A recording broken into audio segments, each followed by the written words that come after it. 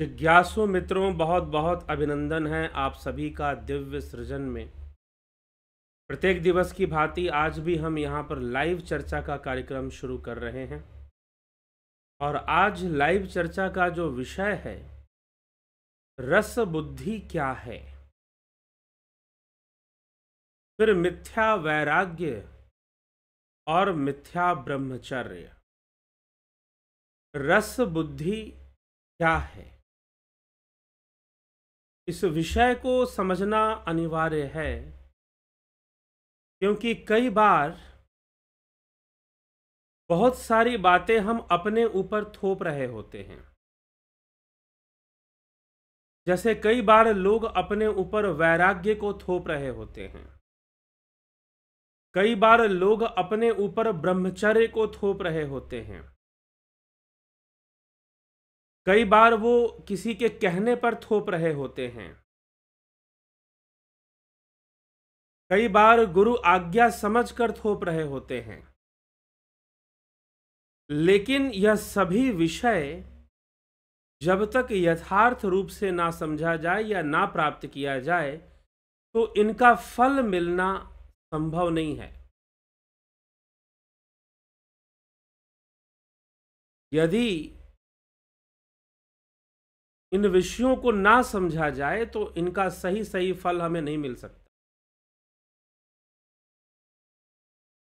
इसलिए थोपने का काम बंद करना है और समझने का कार्य शुरू करना है। ये सारी अवस्थाएं योग द्वारा प्राप्त होती हैं, योगाभ्यास से प्राप्त होती हैं। लेकिन किस प्रकार के योगाभ्यास से? क्या वर्तमान में जो चल रहा है वैसा, जो दिखाई देता है प्रचलित, या वास्तविक योग से? तो इस विषय में हमें समझना होगा। अर्जुन का प्रश्न है, स्थिर बुद्धि या स्थित प्रज्ञ महापुरुष के लक्षण क्या होते हैं?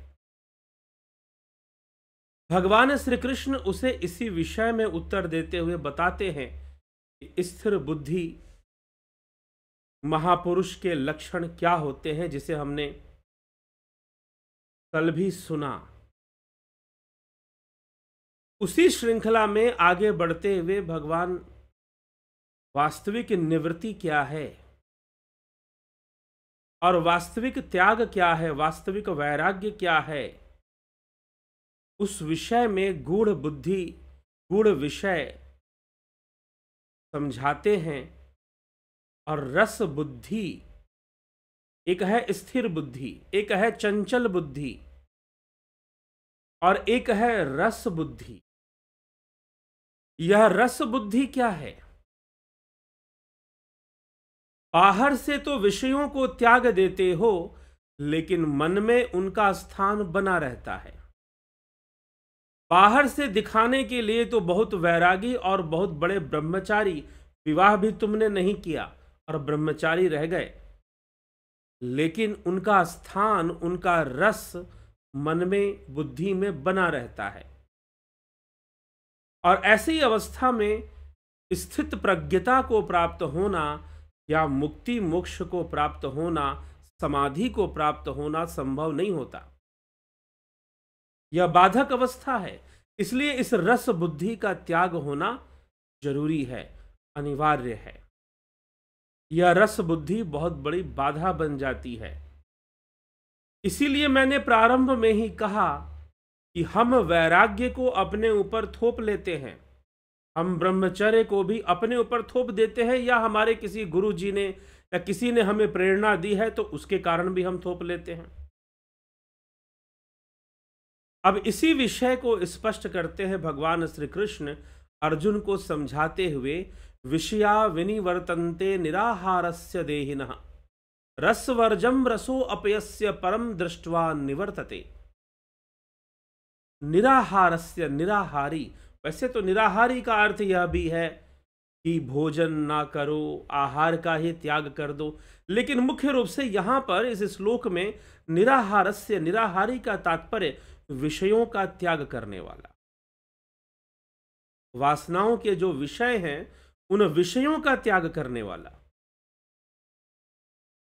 तो विषयों का त्याग करने वाला लेकिन निराहारी, विषयों को हटाने वाले मनुष्य के विषय तो निवृत्त हो जाते हैं। जी हां, विषयों से निवृत्ति हो जाती है, लेकिन रसवर्जम परम दृष्ट्वा अस्य रसः अपि निवर्तते। रसवर्जम, रस निवृत्ति नहीं होती है, अर्थात रस बुद्धि बनी रहती है।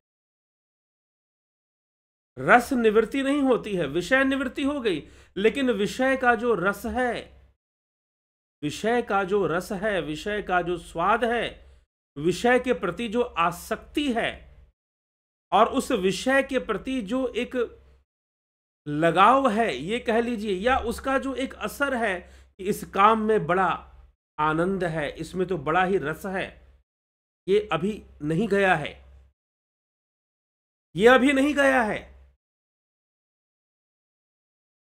जैसे कि एक बार स्वामी राम तीर्थ, उनको सेब बड़े पसंद थे।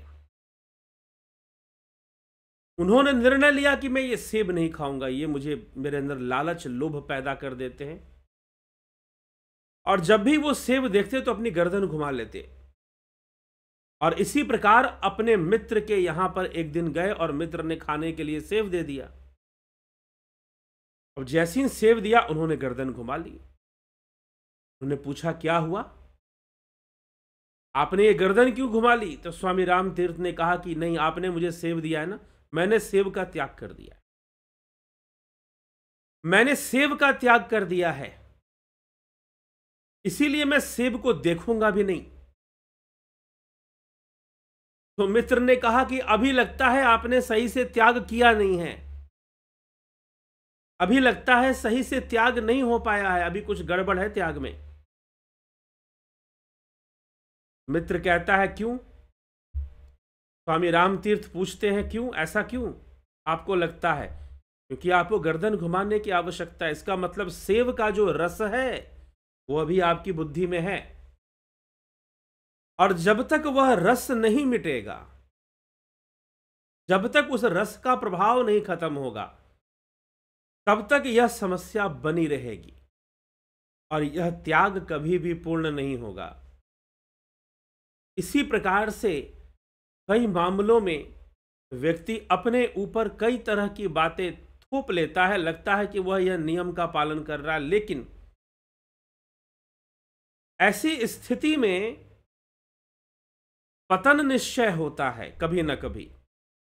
इसी विषय को भगवान कृष्ण कहते हैं कि निराहारी विषयों से, इंद्रियों को हटाने से मनुष्य के विषय तो निवृत्त हो जाएंगे, लेकिन रस निवृत्ति नहीं होती।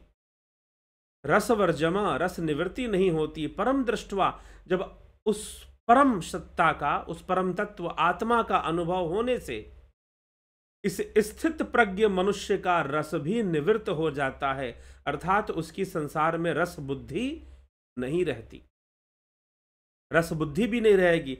जब उस आत्मा का, उस परम तत्व का साक्षात्कार हो जाए तो रस बुद्धि भी फिर नहीं रहेगी। तो कहने का मतलब कि वैराग्य या ब्रह्मचर्य बिना आत्म साक्षात्कार के संभव नहीं है।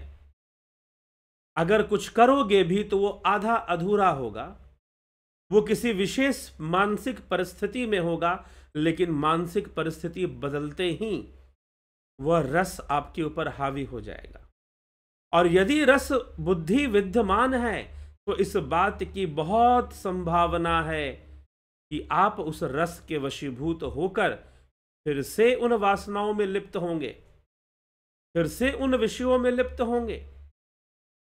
यततो है अपि कौन्तेय पुरुषस्य विपश्चितः इंद्रियाणि प्रमाथीनि हरन्ति प्रसभम मनः। अर्थात इसका अर्थ है कि यदि हम सचेत ना हो, कारण कि हे कुंती नंदन, रस बुद्धि रहने से यत्न करते हुए विद्वान मनुष्य की भी प्रमथनशील इंद्रियां मन को बलपूर्वक हरण कर लेती हैं। यदि बुद्धि में विषयों का रस रहेगा तो क्या होगा कि यह जो इंद्रियां हैं, यह जो वासनाएं हैं, बलपूर्वक बलपूर्वक आपके मन का हरण कर लेंगी, बलपूर्वक कर लेंगी हरण। ठीक है, तो बलपूर्वक आपके मन का हरण हो जाएगा अगर रस बुद्धि रहेगी। तो स्वामी राम तीर्थ के मित्र ने उनसे कहा कि इस प्रकार से तो अगर आपके सामने सेब रख दिया जाए तो आपके मन का हरण हो जाएगा। इसका मतलब अभी तो वैराग्य नहीं, अभी तो ब्रह्मचर्य नहीं। इसीलिए आत्म साक्षात्कार, उस परम तत्व का साक्षात्कार जरूरी है, उसे समझना आवश्यक है। यह इंद्रियां जो अत्यंत ही प्रमथनशील हैं, प्रमाथीनी इंद्रियाणी मनः प्रसभम हरंती, बलपूर्वक बलपूर्वक वो हरण कर लेंगे आपके मन का। यदि रस बुद्धि अभी भी बनी हुई है तो। इसलिए जब तक रस बुद्धि है तब तक ना कोई ब्रह्मचर्य संभव है और ना ही कोई सही से वैराग्य संभव है। बस थोपने वाली बात है। कहते हैं कि एक बार भक्तिमयी मीराबाई जब वृंदावन आई तो वह एक मंदिर में जा रही थी, श्री कृष्ण राधा कृष्ण मंदिर में। तो एक बार वहां के जो पुजारी थे उन्होंने मना कर दिया कि नहीं, स्त्रियों को, महिलाओं को इस मंदिर में प्रवेश नहीं मिलता है, प्रवेश वर्जित रहता है उनके लिए। तो ऐसा क्यों भाई? क्योंकि उस मंदिर के जो पुजारी हैं उन्होंने स्त्री को ना देखने का प्रण लिया है कि वो कभी किसी महिला को नहीं देखेंगे, वो कभी किसी नारी को नहीं देखेंगे। अब मीराबाई ने, भक्तिमयी मीराबाई ने कहा कि ये कैसी अवस्था है भाई? अब राधा कृष्ण का मंदिर है, राधा जी तो अंदर ही हैं, राधा कृष्ण का मंदिर, राधा जी अंदर ही हैं, और ये कैसी भक्ति है कि तुम नारी को नहीं देखोगे? इसका मतलब नारी का रस तुम्हारे हृदय से गया नहीं है, नारी का रस तुम्हारी बुद्धि से अभी गया नहीं है। वो रस तो है ही दिमाग में, और तुम जबरदस्ती, तभी तो तुम्हें ना देखने की आवश्यकता पड़ रही है। स्वामी राम तीर्थ को नहीं देखना है सेब, क्योंकि सेब देखते ही उनके मुंह में पानी आता है, अभी रस गया नहीं है। और जब तक रस नहीं गया है तो किसी न किसी दिन यह प्रमथनकारी इंद्रियां, यह बलशाली इंद्रियां इस मन का हरण जरूर कर लेंगी, इस मन का हरण जरूर कर लेंगी। बुद्धि का हरण हो जाएगा इंद्रियों के द्वारा, वासनाओं के द्वारा, इसमें तनिक भी संशय नहीं है। इसलिए जबरदस्ती का वैराग्य, और जब वह वैराग्य प्रदर्शन में आ जाए, दिखावे में आ जाए, तो आदमी समाज को दिखाने के लिए, बहुत सारे लोगों को दिखाने के लिए जबरदस्ती का वैरागी बनता है, जबरदस्ती का ब्रह्मचारी बनता है, जबरदस्ती का ब्रह्मचारी, जबरदस्ती का वैरागी बनना शुरू कर देता है फिर, और वह एक मिथ्या आचरण ही होता है और ना ही उससे कोई फल मिलता है। अब प्रश्न क्या है कि उस विषयों का जो रस है, इंद्रियां जो विषय ग्रहण करती हैं, उन विषयों का जो रस बुद्धि में विद्यमान है वह साफ हो जाए, वह भी दूर हो जाए, तो वह जबरदस्ती नहीं होने वाला, वह तो आत्म साक्षात्कार से होगा, वह तो तुरीय अवस्था से होगा, वह तो ध्यान योग से होगा। बाहर से तो बस जबरदस्ती होगी, लेकिन जब ध्यान योग से हम रस मुक्त हो जाए, हमारी बुद्धि रस मुक्त हो जाए, कौन सा रस?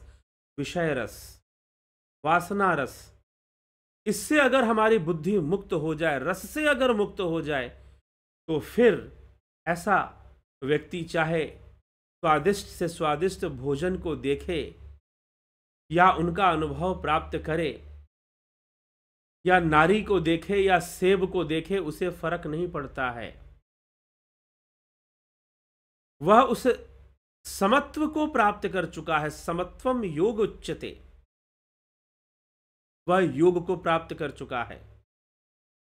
योग की प्राप्ति का यही तात्पर्य है कि ऐसी समत्व बुद्धि प्राप्त हो जाए जो रस मुक्त हो, रस युक्त ना हो। तो रस बुद्धि क्या है? रस बुद्धि जहां पर कोई व्यक्ति या साधक बाहर से वैराग्य तो कर रहा है, बाहर से त्याग तो कर रहा है, लेकिन उसकी बुद्धि में उस विषय का रस बना हुआ है जिसका वो त्याग कर रहा है या त्याग करने का स्वांग कर रहा है। उसकी बुद्धि में वो रस बना हुआ है, और जब तक बुद्धि में रस बना हुआ है तब तक ना कोई वैराग्य है ना कोई ब्रह्मचर्य है। बस बाहर से एक जोर जबरदस्ती है। कई बार व्यक्ति अपने आप से जोर जबरदस्ती, कई बार गुरु आज्ञा है तो कभी कुछ समझाया हुआ है उसको, लेकिन जब तक बुद्धि से रस नहीं जाएगा तब तक समझो कि व्यर्थ है। और समय आने पर एक दिन यह विषयों का रस, यह इंद्रियां इतनी बलवान होती हैं कि वह आपके मन का हरण कर लेंगी। और हो सकता है कि कई बार जो बहुत बड़ा ब्रह्मचारी होने का दावा कर रहा है या वैरागी होने का दावा कर रहा है, कई बार वो इंद्रियों के द्वारा हरा जाता हो। भले ही वो समाज के सामने कोई बहुत बड़ा ब्रह्मचारी, योगी, वैरागी टाइप हो, लेकिन बहुत वेशधारी हो, लेकिन भगवान श्री कृष्ण यहां पर यही कह रहे हैं कि अर्जुन देखो, बाहर से तो लोग त्याग कर देते हैं लेकिन बुद्धि में रस बना रहता है, और यदि वह रस मुक्त नहीं होंगे तो एक ना एक दिन जो प्रमथनकारी इंद्रियां हैं, जो बलशाली इंद्रियां हैं, वो आपके मन का हरण अवश्य कर लेंगी। एक दिन क्या हो सकता है कि कई बार वो करती ही होंगे, लेकिन फिर भी आप बाहर से ही प्रदर्शन में लगे हों, ऐसा भी तो हो सकता है। ठीक। तो यह विचारणीय तथ्य हमें अच्छे से समझना है, नहीं तो हम खुद का भी अहित करेंगे। और कभी स्थित प्रज्ञता, तो भगवान स्थित प्रज्ञता को ही समझा रहे हैं। हम कभी स्थित प्रज्ञता को या अध्यात्म की ऊंचाइयों को या ध्यान के आनंद को हम कभी भी अनुभव नहीं कर पाएंगे। तो स्थित प्रज्ञ नहीं हो पाएगा अगर रस बुद्धि है। भगवान कितनी सूक्ष्मता से अर्जुन को समझा रहे हैं, कितनी व्यवहारिक, कितनी सत्यता से, और कितना प्रैक्टिकल एक्सप्लेनेशन है। आप सोचो, और कितना सूक्ष्म है। नहीं तो इतना कहना भी तो पर्याप्त था पहले जो उन्होंने कहा कि जिस व्यक्ति की इंद्रियां विचलित नहीं होती हैं वह स्थित प्रज्ञ है। जैसे कछुआ अपने इंद्रियों को समेट लेता है, वैसे योगी भी विषयों से अपने इंद्रियों को समेट लेता है, वह स्थित प्रज्ञ है। पहले वो कह चुके हैं, लेकिन अब वो कहते हैं कि ये ऊपर ऊपर से जो, जैसे कछुआ का एग्जाम्पल उन्होंने दिया 58वें श्लोक में, 58 श्लोक में, सेकेंड चैप्टर सांख्य योग नामक दूसरा अध्याय। कछुआ का उन्होंने उदाहरण दिया कि जैसे कछुआ समेट लेता है, लेकिन नहीं, ठीक है बाहर से ये सारी चीजें हैं, ये कछुए की तरह इंद्रियों को समेट लेना, लेकिन यदि बुद्धि में विषयों का रस विद्यमान है, अगर रस विद्यमान है तो स्थित प्रज्ञता आएगी भी तो टिकेगी नहीं, क्योंकि विषय हावी होंगे, इंद्रियां हावी होंगी और मन का हरण कर लेंगे, किडनैप कर लेंगे अपने मन को, आपके मन को, और अपने पास दबा कर रखेंगे कुछ समय तक, कुछ समय तक दबा कर रखेंगे आपके मन को, आपके मन का हरण हो जाएगा। यह समझिएगा। तो आपके मन का हरण हो जाएगा यदि वह रस बुद्धि व्याप्त होगी, विद्यमान होगी आपके भीतर रस बुद्धि। रस बुद्धि मतलब बाहर से तो सारे त्याग हो रहे हैं, लेकिन बुद्धि में उसका रस बना हुआ है। बस बहुत गहरी बात है, लेकिन बहुत पते की बात है, बहुत समझदारी वाली बात है। भगवान कृष्ण कोई लाग लपेट यहां पर नहीं कर रहे हैं, उन्हें कोई मेकअप नहीं करना है। जो बात फैक्ट है वो अर्जुन को समझाना है। युद्ध भूमि में दोनों खड़े हैं, बाहर से बड़े बड़े उपदेश नहीं, सूक्ष्मता और गहराई को समझाने का प्रयास। नहीं तो it is easier to say principles than to follow it. ज्यादातर यही होता है कि लोग बहुत बड़ी बड़ी बातें कर देते हैं, लेकिन उन बातों को वो खुद भी अमल नहीं कर पाते। बात और दूसरों को सुना देते हैं, पर उपदेश कुशल बहुतेरे। दूसरों को उपदेश बड़ा आसान है, वैराग्य का पालन करो, ब्रह्मचर्य का पालन करो, एक बूंद तुम्हारी बर्बाद ना हो। बहुत आसान है भैया बोलना, लेकिन समझाना बहुत जरूरी है। समझना बहुत जरूरी है कि वास्तविक वैराग्य स्थापित कब होगा, जब रस बुद्धि की समाप्ति होगी। बुद्धि में जो विषयों का रस विद्यमान है उसका अंत होगा। वह रस सूखेगा तो कैसे सूखेगा? आत्मज्ञान की अग्नि से सूखेगा। यहां आत्मज्ञान की आवश्यकता है, तब जाकर उस रस से मुक्ति मिलेगी, नहीं तो उस रस से मुक्ति भी संभव नहीं होती है। यही भगवान श्री कृष्ण अर्जुन को कह रहे हैं कि इंद्रियां उसके मन को बलपूर्वक हरण कर लेती हैं। तानी सर्वाणी संयम्य युक्त आसीत मत पर वशे ही यस्येन्द्रियाणि तस्य प्रज्ञा प्रतिष्ठिता।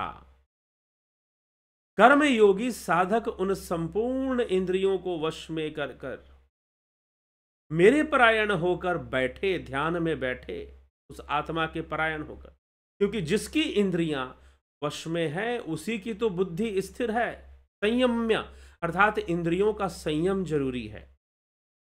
अब इंद्रियों का संयम मतलब संयम कर लेने से हमें किसी भी विषय पर एकाग्रता हो जाती है, उनका नियंत्रण आ जाता है। जैसे कि हमने विभूति पाद में योग सूत्र में आपने सुना होगा, इसी चैनल पर पीछे योग सूत्र की चर्चा हुई, तो योग सूत्र में आपने सुना होगा कि प्रकाश का संयम करने से प्रकाश तत्व पे नियंत्रण आ जाता है योगी का। अग्नि तत्व पे संयम करने से अग्नि पर नियंत्रण, वायु पे नियंत्रण, वायु तत्व का संयम। वैसे ही इंद्रियों का संयम करने से इंद्रियों का नियंत्रण आ जाता है। एक तो यह है, लेकिन वह इंद्रियों का नियंत्रण, संपूर्ण इंद्रियों का संयम कैसे होगा? बैठकर ध्यान में, ध्यान योग में, साधना में बैठकर। बिना बैठे कहां से संभव है? बिना ध्यान योग के भला कहां से संभव है कि किसी को मुक्ति हो सके या फिर रस बुद्धि से मुक्ति हो सके? रस बुद्धि तो रहेगी, रस बुद्धि तो रहेगी ही रहेगी। इसीलिए स्थित प्रज्ञता तभी संभव है जब रस बुद्धि का निवारण हो जाए, रस बुद्धि से मुक्ति मिल जाए। नहीं तो बाहर से विषयों का त्याग और रस बुद्धि बने मतलब कि बुद्धि में विषयों का रस बना रहना, इससे कभी भी उसे कोई लाभ नहीं मिलेगा। कोई वैराग्य उसे प्राप्त नहीं होगा, कोई ब्रह्मचर्य उसे प्राप्त नहीं होगा, कोई योग उसे प्राप्त नहीं होगा रस बुद्धि रहने से। तो ये रस बुद्धि का रहस्य भगवान कृष्ण अर्जुन को समझा रहे हैं कि हे अर्जुन, रस बुद्धि रहने से यत्न करते हुए भी विद्वान मनुष्य की भी प्रमथनशील इंद्रियां मन को बलपूर्वक हर लेती हैं। यह इंद्रियां मन को बलपूर्वक हर लेती हैं।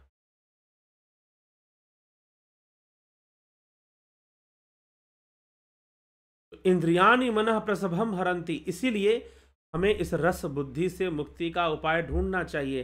और रस बुद्धि से, अब रस बुद्धि से मुक्ति होगी कैसे?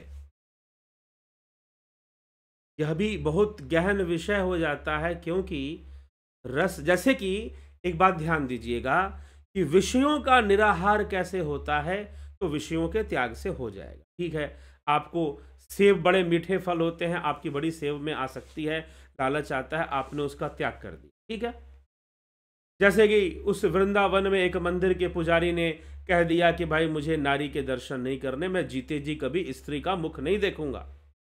उन्होंने प्रतिज्ञा ले ली। ठीक है, लेकिन प्रतिज्ञा तो ले ली, ठीक है, यह विषयों का त्याग तो हो रहा है, लेकिन विषयों का जो रस है वह बुद्धि में कहीं ना कहीं बना होगा।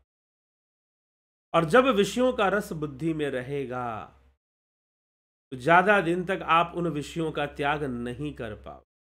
ज्यादा दिन क्या, हो सकता है कि आप दिखावे के लिए बाहर से बस त्याग करते हैं और भीतर कमरे में उन विषयों के रस के वशीभूत हो जाएं। इंद्रियां आपको अपने वश में कर ले, इंद्रियां आपको आपके ऊपर अपना नियंत्रण कर ले और आपको फिर से विषय रस में लिप्त कर दे, वासना के रसों में लिप्त कर दे। तो यह सब विषय पर हमें चिंतन करना चाहिए। इन सभी विषयों पर हमें समझना चाहिए, चिंतन करना चाहिए, तभी हम रस से मुक्त हो पाएंगे। और वास्तविक वैराग्य, अब बाहर का जो है सिस्टम वो तो बाहर के त्याग से हो जाएगा, लेकिन रस बुद्धि से मुक्ति कैसे हो? बाहर चलो आपने ये काम बंद कर दिया, बाहर आपने वो काम बंद कर दिया, लेकिन रस तो है ना उसका। तो रस बुद्धि से मुक्ति, रस बुद्धि में कहीं कोई त्याग नहीं कर पाओगे, पूर्णतः असंभव है त्याग कर। रस बुद्धि में कहीं कोई त्याग नहीं कर पाओगे, रस बुद्धि में पूर्णतः असंभव है त्याग करना। रस बुद्धि का बस एक ही उपाय है, और वह उपाय है ध्यान योग, आत्म साक्षात्कार, आत्मज्ञान की ओर अग्रसर होना। यही एकमात्र उपाय है। वह ध्यान योग ही एकमात्र उपाय है। तो ध्यान योग एकमात्र उपाय, हाँ, क्योंकि यह रस, बुद्धि में जो रस विद्यमान है उसको साफ करना है, ना कि कोई बाहर से त्याग देना है। तो बाहर से त्याग कर विषयों का तो निवृत्ति हो रही है, लेकिन बुद्धि में जो उन विषयों का जो रस विद्यमान है उसकी निवृत्ति नहीं हो रही। उसकी निवृत्ति के लिए मात्र ध्यान योग करना पड़ेगा, साधना करना पड़ेगा, अभ्यास करना पड़ेगा, तब जाकर वह रस भी निवृत्त होगा। और जब वह रस निवृत्त होगा तो परमानंद की उपलब्धि होगी, परम अनुभूतियों की उपलब्धि होगी। तो हमें यह विचार कर कर समझना चाहिए, और रस बुद्धि के निराकरण या रस बुद्धि के समाधान किए बिना वैराग्य और ब्रह्मचर्य सफल नहीं हो सकते हैं। बाहर से मात्र दिखावे का ब्रह्मचर्य कि मैं नारी का मुख भी नहीं देखूंगा,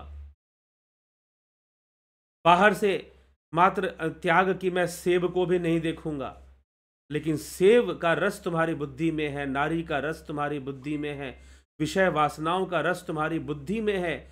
और जब तक वो नहीं मिटेगा, वो रस जब तक सूखेगा नहीं, खत्म नहीं होगा, तब तक ना वैराग्य संभव है सही से, ना ब्रह्मचर्य संभव है। तब तक समझो कि व्यर्थ वाली अवस्था में ही आप जा रहे हैं, व्यर्थ ही आपकी सारी चीजें हैं। फिर वैराग्य ब्रह्मचर्य रस का, और रस समाप्त हो गया तो बाहर से कोई प्रदर्शन करने की जरूरत नहीं है। आप वैराग्य युक्त हैं, निश्चय रूप से हैं। यदि वह रस सूख गया, रस बुद्धि का निराकरण हो गया, निवारण हो गया, रस बुद्धि का समाधान हो गया, तो निश्चय ही आपको इस वैराग्य ब्रह्मचर्य में बहुत बड़ी सफलता मिल जाएगी, अन्यथा बहुत कठिन है। तो अब रस बुद्धि का, अरे बाहर की चीज थी, आपने बाहर छोड़ दिया, लेकिन जो भीतर बन के बैठा हुआ है उसे कैसे छोड़ोगे? बाहर की चीज थी, आपने बाहर छोड़ दिया, बाहर का त्याग कर दिया विषय वासनाओं का, लेकिन जो अंदर में उनका रस बना हुआ है उसका कैसे करोगे? एक ही उपाय है, एक ही उपाय है, और वह उपाय है ध्यान योग, आत्मज्ञान की यात्रा। आत्म साक्षात्कार की यात्रा, परमात्मा के साक्षात्कार की यात्रा, परम आत्मा के साक्षात्कार की यात्रा है यह ध्यान योग।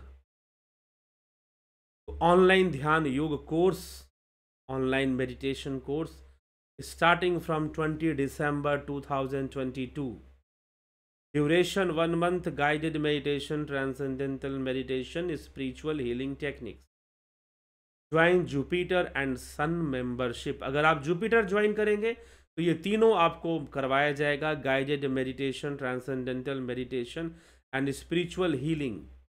ये पूरा महीने भर का कोर्स है, लगभग इसमें 28-29 तक वीडियो की संख्या भी है। ठीक, तो यह कोर्स 20 दिसंबर से शुरू हो जाएगा और वीडियोस भी आपको मिलते हैं, लाइव सेशन भी इसमें मिलते हैं। जुपिटर में 28, सन में 22। जी हाँ, स्पिरिचुअल हीलिंग आपको सन मेंबरशिप में प्राप्त नहीं होगा। ठीक, तो आप इस कोर्स को ज्वाइन कर कर ध्यान योग का बहुत लाभ उठा सकते हैं। और यदि अभी हमने इस कोर्स के लिए एक डेमो क्लास रखा है, फ्री डेमो क्लास, कब रखा है? 14 दिसंबर को। ठीक, 14 दिसंबर को यह डेमो क्लास रखा गया है 6:30 बजे शाम को।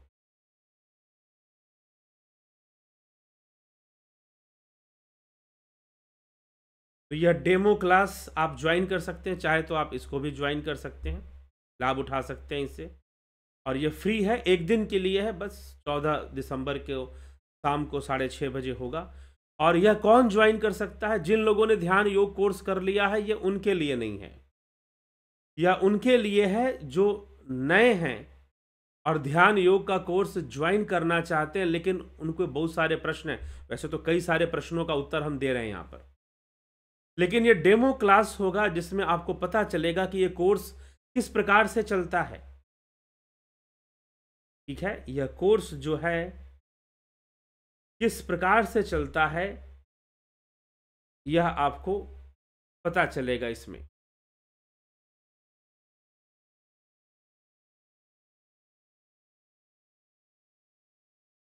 तो आप इसका लिंक शेयर किया गया है कमेंट में, आप देख सकते हैं यहाँ पर लाइव कमेंट में, लाइव चैट में यहाँ पर लिंक शेयर किया गया है। 2-3 बार मैं लिंक शेयर कर चुका हूँ। तो आप इस लिंक को नोट डाउन करके रख सकते हैं, या कॉपी कर लें, या इसका स्क्रीनशॉट ले लें, या जो करें आप। इस लिंक के माध्यम से आप जुड़ सकते हैं इस लाइव सेशन में, डेमो क्लास में, जो कि गूगल मीट पर होगा। तो 14 दिसंबर 2022 6:30 PM शाम को 6:30 बजे यह लाइव क्लास, यह डेमो क्लास फ्री क्लास है, ये बिल्कुल इसका कोई शुल्क नहीं है। तो फ्री क्लास है, एक दिन के लिए आप इसको ज्वाइन करें। बहुत बेहतर तरीके से समझ पाएंगे, जान पाएंगे कि यह क्लास, यह मेडिटेशन क्लास कैसे आगे बढ़ता है।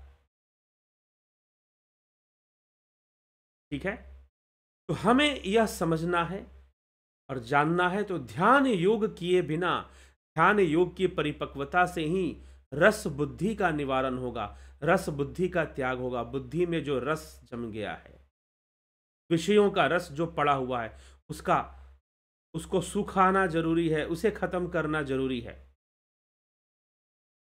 ठीक है, तो वह रस को खत्म करना अब मात्र आत्मज्ञान से संभव, अब मात्र आत्मज्ञान से ही यह कार्य संभव है। उस परम तत्व परमात्मा को जानकर संभव है, दूसरा कोई उपाय नहीं है। भगवान कृष्ण भी यही उपाय कहते हैं कि ठीक है, बाहर से तुम विषयों का तो त्याग कर दोगे, जैसे कछुआ करता है, जैसे और कोई करता है, लेकिन तुम्हारी बुद्धि में जो विषयों का रस विद्यमान है, उसका समाधान कैसे हो? और जब तक उसका समाधान नहीं होगा, आपको भटकना पड़ेगा, ढूंढना पड़ेगा, विवेक से जागृत होना पड़ेगा, तभी समस्याओं का समाधान। तो जिज्ञासुओं, इस तथ्य को आप समझें और ध्यान योग का कोर्स जरूर ज्वाइन करें, इसका पूरा पूरा लाभ उठाएं। और कोई प्रश्न हो ध्यान योग से संबंधित 9661802459 पर संपर्क कर लीजिए। अगर आपको ये डेमो क्लास का लिंक भी चाहिए तो उसके लिए भी संपर्क कर सकते हैं, नहीं तो यहाँ पर हम लाइव चैट में हम डाल रहे हैं लिंक, आप उसे नोट डाउन कर सकते हैं। ठीक है, इसी प्रकार से प्राकृतिक चिकित्सा का कोर्स भी 20 दिसंबर से ही शुरू हो, इसका भी आप लाभ उठाइए, इससे भी आप लाभान्वित होइए। यह बहुत ही उपयोगी है। यह हमारे शरीर को विशेष रूप से स्वस्थ रखता है, कई बीमारियों को दूर करता है और कई बीमारियों का इलाज भी कर देता है। तो प्राकृतिक चिकित्सा भी बहुत महत्वपूर्ण कोर्स है और शरीर के लिए, शरीर के स्वास्थ्य के लिए बहुत ही आवश्यक है। इससे भी मत चूकिए, निश्चय ही इसका लाभ उठाइए। और साथ ही साथ आप जो है ध्यान योग का जो ऑनलाइन कोर्स है उसका भी पूरा पूरा लाभ उठाने का प्रयास कीजिए। ठीक है, तो चलिए अभी हम चलते हैं, देखते हैं आपके कमेंट्स वगैरह क्या हैं। स्पिरिचुअल विद साइंटिफिक प्रूफ, अभिनंदन है आपका। बबीता धीमान जी, नवज्योति नाथ जी, अर्जन भाई चौहान, विक्रम सिंह, पवन कुमार गुप्ता, सविता नायक, रूपलाल विश्वकर्मा, राम लखन राजपूत, राजू पाल हरि, कन्हाई कुमार जी, संतोष कुमार जी, एके त्यागी, अबनी प्रधान जी, विष्णुचंद्र मौर्य जी, गंभीर शाह जी, बिमला शाह जी, गंभीर शाह, उषा श्रीवास्तवा जी, रामविलास जी, विनोद केसू जी, मानवेंद्र सिंह जी, नरसा राम जी, घनश्याम सरोदे जी, जगत नारायण जी, गोविंद प्रसाद नीम, बलवंत सिंह गोहिल, अमन कक्कर जी, सरोज कृष्णानी जी, दीपक शर्मा जी, प्रभु दत्त शर्मा जी, जलाराम रायका, काशीनाथ, कमलेश उपाध्याय, नूतन भट्ट जी, रतन सिंह जी, कमलेश खैरनर जी, रामविलास जी, जलाराम रायकर जी, आशा रानी जी, स्मिता सावंत जी, सभी का बहुत बहुत स्वागत है इस कार्यक्रम में। डेली रोज 9 PM पर, कभी कभी किसी कारण से थोड़ा सा 5-10 मिनट लेट हो जाता है, नहीं तो लगभग 9 PM पर यह कार्यक्रम शुरू हो जाता है। आप अवश्य इस कार्यक्रम से जुड़कर स्वयं को अच्छे से लाभान्वित करें।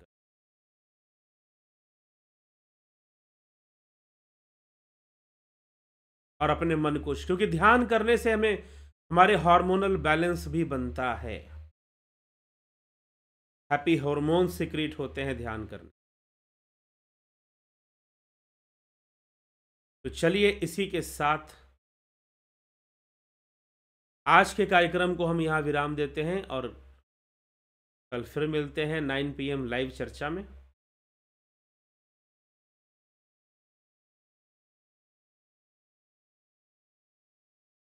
बहुत बहुत आभार आप सभी का।